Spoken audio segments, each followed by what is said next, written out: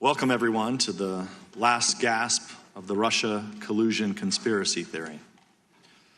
As Democrats continue to foist this spectacle on the American people, as well as you, Mr. Mueller, the American people may recall the media first began spreading this conspiracy theory in the spring of 2016, when Fusion GPS, funded by the DNC and the Hillary Clinton campaign, started developing the Steele dossier, a collection of outlandish accusations that Trump and his associates were Russian agents.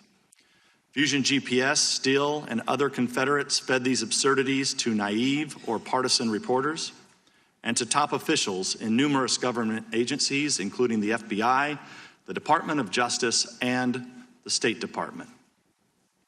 Among other things, the FBI used dossier allegations to obtain a warrant to spy on the Trump campaign.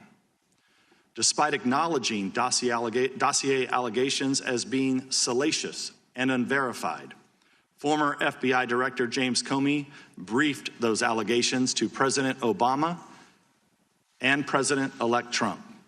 Those briefings conveniently leaked to the press, resulting in the publication of the dossier and launching thousands of false press stories based on the word of a foreign ex-spy, one who admitted he was desperate that Trump lose the election and who was eventually fired as an FBI source for leaking to the press. After Comey himself was fired, by his own admission, he leaked derogatory information on President Trump to the press for the specific purpose, and successfully so, of engineering the appointment of a special counsel who sits here before us today. The FBI investigation was marred by further corruption and bizarre abuses. Top DOJ official Bruce Orr, whose own wife worked on Fusion GPS's anti-Trump operation, fed Steele's information to the FBI even after the FBI fired Steele. The top FBI investigator and his lover, another top FBI official, constantly texted about how much they hated Trump and wanted to stop him from being elected.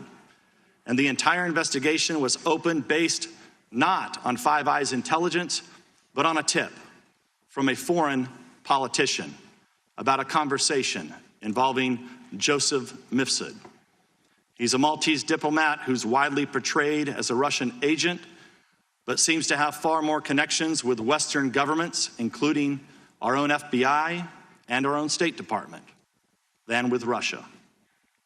Brazenly ignoring all these red flags, as well as the transparent absurdity of the claims they are making, the Democrats have argued for nearly 3 years that evidence of collusion is hidden just around the corner. Like the Loch Ness Monster, they insist it's there, even if no one can find it. Consider this. In March 2017, Democrats on this committee said they had more than circumstantial evidence of collusion, but they couldn't reveal it yet. Mr. Mueller was soon appointed, and they said he would find the collusion. Then when no collusion was found in Mr. Mueller's indictments, the Democrats said we'd find it in his final report. Then when there was no collusion in the report, we were told Attorney General Barr was hiding it. Then when it was clear Barr wasn't hiding anything, we were told it will be revealed through a hearing with Mr. Mueller himself. And now that Mr. Mueller is here, they are claiming that the collusion has actually been in his report all along, hidden in plain sight. And they're right. There is collusion in plain sight. Collusion between Russia and the Democratic Party. The Democrats colluded with Russian sources to develop the Steele dossier, and Russian lawyer Natalia Vesnitskaya colluded with the dossier's key architect, Fusion GPS head Glenn Simpson. The Democrats have already admitted, both in interviews and through their usual anonymous statements to reporters, that today's hearing is not about getting information at all. They said they want to, quote, bring the Mueller report to life and create a television moment through ploys like having Mr. Mueller recite passages from his own report. In other words, this hearing is political theater. It's a Hail Mary attempt to convince the American people that collusion is real and that it's concealed in the report. Granted, that's a strange argument to make about a report that is public. It's almost like the Democrats prepared arguments accusing Mr. Barr of hiding the report and didn't bother to update their claims once he published the entire thing. Among congressional Democrats, the Russia investigation was never about finding the truth.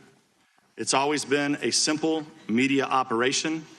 By their own accounts, this operation continues in this room today. Once again, numerous pressing issues this committee needs to address are put on hold to indulge the political fantasies of people who believed it was their destiny to serve Hillary Clinton's administration.